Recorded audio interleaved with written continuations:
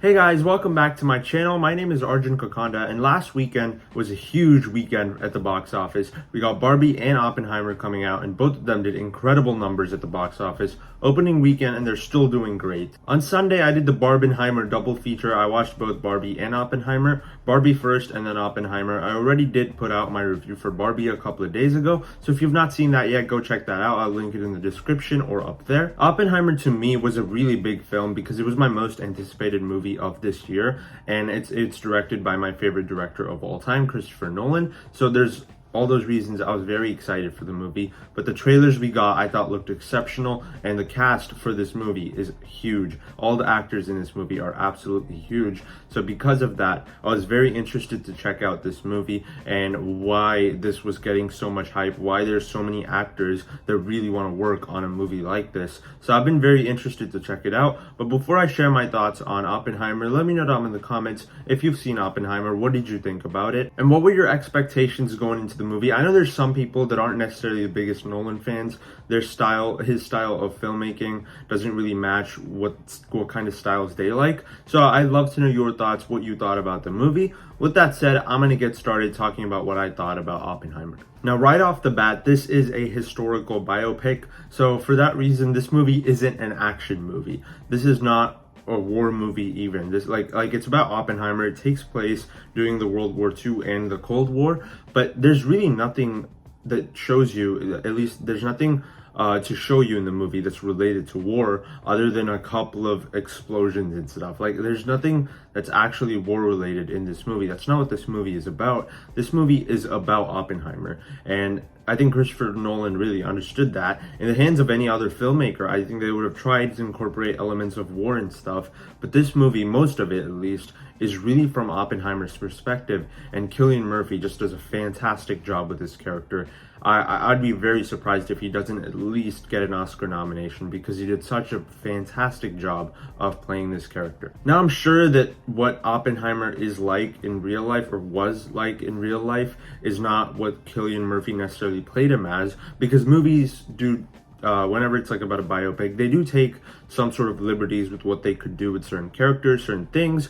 And what Cillian Murphy does so well is there's scenes where you're just looking at his face, there's shots that's just on his face, and the way he's emoting, the emotions in his face is just honestly gut-wrenching, because he knows what he did in this movie was terrible, and he's just reflecting on that throughout basically the entire second half of the movie, and he just does a fantastic job of emoting. He doesn't have those kind of Oscar bait sequences where someone's freaking out, yelling, crying. He doesn't have any of those scenes. It's just those shots where the camera is just lingering on his face, and you see the sense of dread that he's looking at. And especially the final shot of the movie, he does such a great job. And there's also a scene where he's giving a victory speech that is directed so well. Christopher Nolan, like I said, is my favorite director. He does a fantastic job with all of his films, but I think this might be his best directed film to date.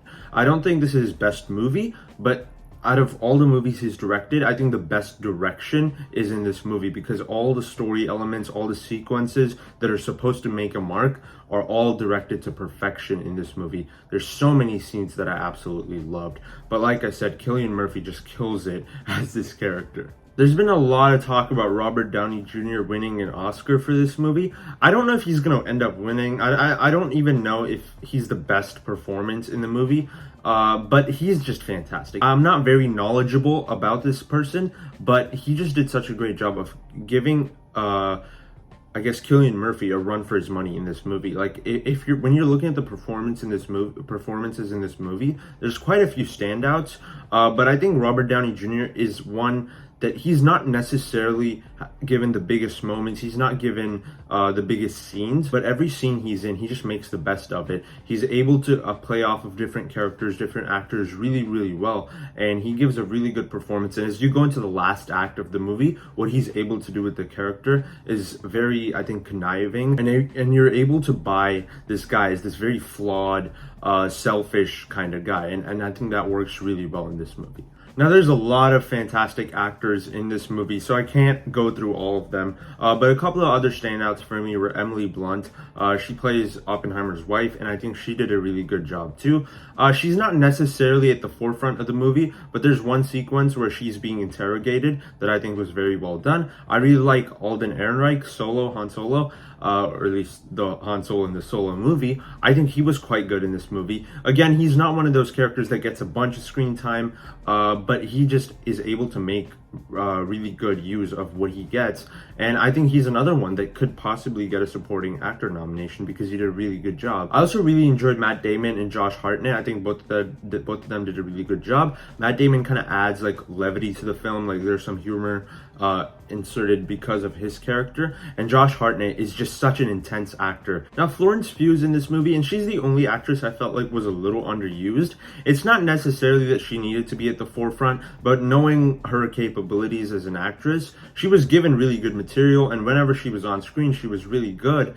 But I think that there could have been a little more with her character, but what they did with her character and Oppenheimer's relationship and showing the flaws that Oppenheimer has as a character is very cool, because obviously a lot of these biopics are kind of like showing the best sides of characters. What I love about this movie is that Christopher Nolan isn't just able to show how smart, how amazing of a person Oppenheimer is, and how much guilt he feels because of what he did. He's also able to show the negative sides of his character before he went into the Manhattan Project. He's a womanizer. He's made mistakes throughout his life that lead to bad things as you go into later on in the movie, especially the second half. And I think that adds a lot of character development to Oppenheimer. And when you're watching this movie, you're able to root more for him and connect with him on a personal level that I don't think you can with some of the other characters in Christopher Nolan movies. But one thing I did think was really cool was seeing all these scientists that I've only heard of in school actually show up in this movie. Like Albert Einstein obviously is the big one, but Oppenheimer. But outside of the two big ones, you also have Heisenberg and Alvarez and also Niels Bohr showing up, who are all these scientists that I've only heard of in school show up in this movie. So I think that was really cool, and I appreciated that the movie also showed other big scientists. Rami Malek is also a standout in this movie. I really enjoyed his performance. Like I said, there's a lot of great actors in this movie that are just there for small roles. I don't want to get into it because if you haven't seen the movie yet, you watching it in theaters would just be really enjoyable to see all these different actors. And it's insane to me that there's so many actors in this movie that are only in small parts, but because it's a director like Christopher Nolan, they want to work with him so bad that even if it's small parts, they don't care. They're just going to go work with him. And I think that's the pull of a director that is as famous and as amazing as Christopher Nolan. One thing I wish we got a little more of in this movie was the actual physics that went into building the bomb. Now, I understand why they didn't do it, because that would have been very confusing for the general public, but I'm a really big physics nerd. I'm in physics in school, so I think it would have been really cool to get to see at least a little bit of the building of it. And like I said, this is, in my opinion, probably Christopher Nolan's best directed movie, and there's so many scenes where I was just riveted. The first test scene of the atomic bomb was fantastic, and there's a scene where Cillian Murphy is giving a speech. And that speech scene is one of the best scenes I have seen in a movie this entire year, because the tension it builds up, and as you're watching the dread in his face, because of how destructive what they did with the bomb was, but the rest of the people in the room are cheering, it just adds such a great tense feeling to it, and I think it's just directed to perfection. I don't know how Christopher Nolan was able to accomplish something like that. Obviously it has a lot to do with the visual look of it, and the sound design too is absolutely fantastic in that sequence. I think the score in this movie is absolutely fantastic. Ludwig Göransson, I think, did it. I might have said his name wrong, but he just did such a fantastic job with the score of this movie. He did Tenet, which is one of my favorite Christopher Nolan movie scores, honestly. I think this movie too is on par with some of Christopher Nolan's best scores, and it's probably the most intense score because there's scenes where the sound design is just building up and the score is ramping up, and the emotion, you're just fully invested in the sequences, and I love what they were able to do with the score and sound design of this movie. Nolan inherently has some tendencies to make the score and big sounds really loud that you sometimes can't hear the audio in the movie. You especially had a problem with that in Tenet, and when I saw that movie the first time too, I was really not a fan of it. But in this movie, I think it's a little done down, so I appreciated that. But there's still a couple of scenes where I feel like I didn't quite hear the audio right because the music and the sound design was just too loud, so I couldn't hear the dialogue. But for the most part, that wasn't a huge problem in this movie. So I like the fact that in this film, he decided to tone it down a little bit. In Christopher Nolan fashion, this movie is also told in non-linear order. So I think that is very interesting to me that Christopher Nolan does that in quite a few of his movies. The biggest example of that obviously being Dunkirk, where he has 3 different storylines going on, all in different order. They start in different places in time. They're all building up to the same climactic moment. And I really enjoyed that in Dunkirk, but I think it was very confusing in that movie too, because I couldn't quite tell what was going on and which part takes place before which part. And I think Dunkirk is probably Christopher Nolan's most confusing movie to me. I know Tenet, a lot of people would say is that, but Dunkirk to me was a little more confusing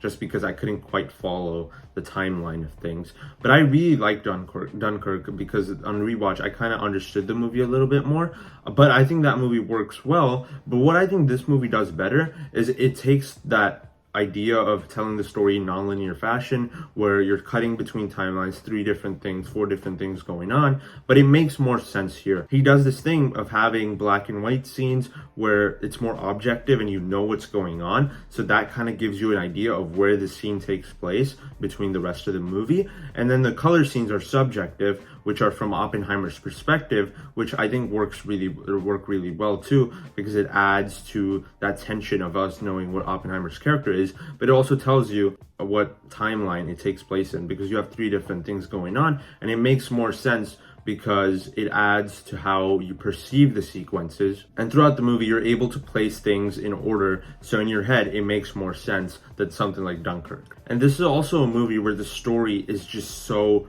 riveting. When you're watching the movie, you're able to get sucked into this story and get invested in these characters. And when you get to the end of the film, the way it ends is honestly very chilling.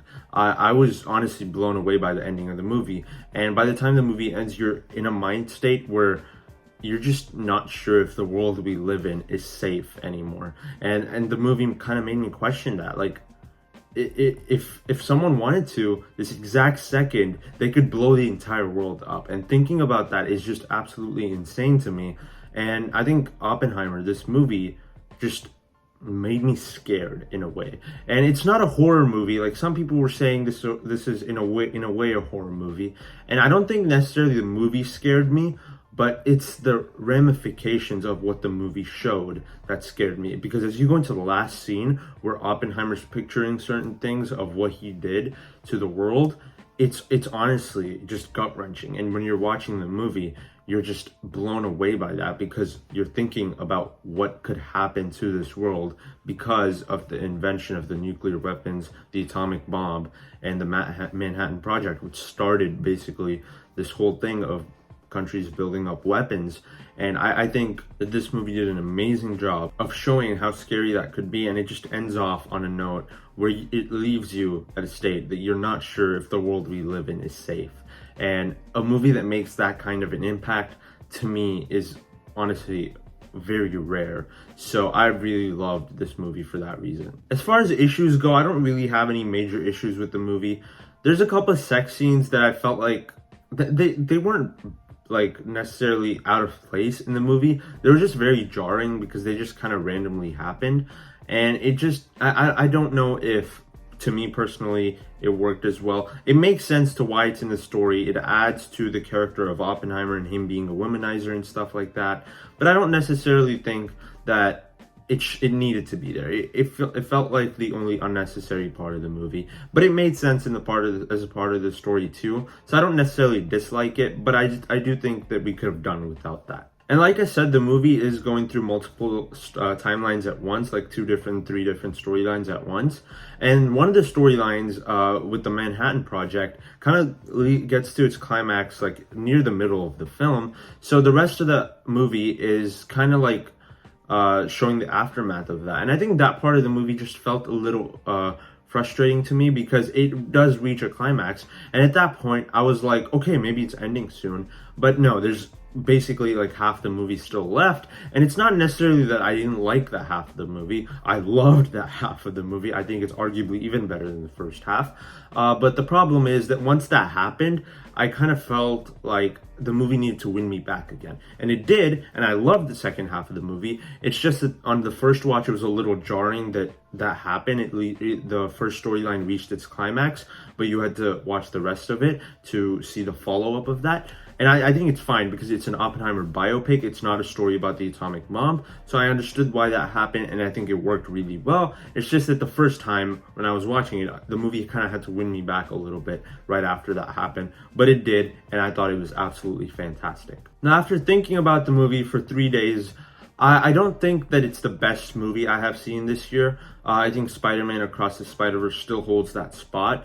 But honestly, on rewatch, it has the chance of beating Across the Spider-Verse. Not to say that right now I don't think it's a good movie. I think it's fantastic. It's one of the best movies of the year. But to me, I think there's certain things that annoyed me a little bit, and maybe that's just because it's my first watch. If I rewatch the movie, I might change my mind. But as of right now, I wouldn't say it's the best movie of the year, but it's still utterly fantastic, and I absolutely loved it. So for my score, I'm going to give this movie a solid 98%. Again, 2 points knocked off for those minor issues that I mentioned. The movie had to win me back after the atomic bomb test, and I also think that some of the nudity and sexual stuff were kind of out of place in the movie. It's not that they didn't belong there, it's just to me it felt very jarring. But for the most part, I really loved this movie. Christopher Nolan, this is my first Christopher Nolan movie on the big screen, and he's my favorite director, so I just loved getting to experience this in a movie theater. I love this movie, and if you've not seen it yet, I definitely recommend it. It is absolutely fantastic. Thank you so much for watching this video, guys. Like I said, comment down below if you've seen Oppenheimer. What did you think about the movie? If you enjoyed this review, be sure to hit the like button and subscribe to my channel for more videos like this. Follow me on my other social media. I'll leave links to those in the description below, so go check that out, especially my Instagram because I got hacked a while ago and I still don't have the same amount of followers as I used to. But yeah, that's pretty much it. Thank you so much for watching, and I'll see you in the next video. Bye.